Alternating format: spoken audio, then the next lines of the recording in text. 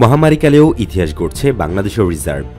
এক বছরেরও বেশি সময় ধরে প্রাণঘাতী করোনা ভাইরাসে বিপর্যস্ত পুরো বিশ্ব। মন্দা দেখা দিয়েছে অর্থনীতির, কিন্তু যা মহামারীকালেও বাংলাদেশের রিজার্ভের একের পর এক রেকর্ড গড়ে চলেছে, যা এক অবিস্মরণীয় ঘটনা। আর এটি সম্ভব হচ্ছে প্রবাসীদের পাঠানো রেমিটেন্সের কারণে। করোনার সময় প্রবাসীরা শত শত কোটি টাকা রেমিটেন্স পাঠাচ্ছেন দেশে। প্রবাসীদের পাঠানো রেমিটেন্সের উপর ভর করেই মহামারীকালেও বাংলাদেশে বিদেশি মুদ্রার সঞ্চয়ন ৪৫ বিলিয়ন মার্কিন ডলারের মাইলফলক অতিক্রম করতে যাচ্ছে, যা বাংলাদেশি মুদ্রায় ৪৫০০ কোটি টাকা।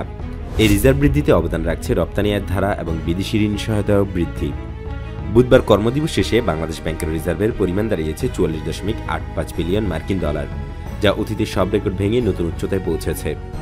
আন্তর্জাতিক মানদণ্ড অনুযায়ী একটি দেশের কাছে অন্তত ৩ মাসের আমদানি ব্যয় মেটানোর সমপরিমাণ বিদেশি মুদ্রার মজুদ থাকতে হয়। সেই হিসাবে বাংলাদেশের ৪৪.৮৫ বিলিয়ন ডলারের এই রিজার্ভ দিয়ে অর্থাৎ ১১ মাসের বেশি সময়ের আমদানি ব্যয় মেটানো সম্ভব। বাংলাদেশ ব্যাংকের তথ্য বলছে, চলতি এপ্রিল মাসে ২৭ দিনে প্রবাসীরা দেশে ১.৮ বিলিয়ন ডলার বা ১৮০ কোটি টাকা রেমিটেন্স পাঠিয়েছেন।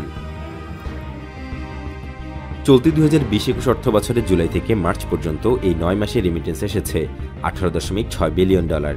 সব মিলিয়ে চলতি অর্থ বছরের গত ২৭ এপ্রিল পর্যন্ত প্রবাসীরা ২০.৪ বিলিয়ন ডলার রেমিটেন্স পাঠিয়েছেন, যা গত অর্থ বছরের একই সময়ের চেয়ে প্রায় ৩৭% বেশি।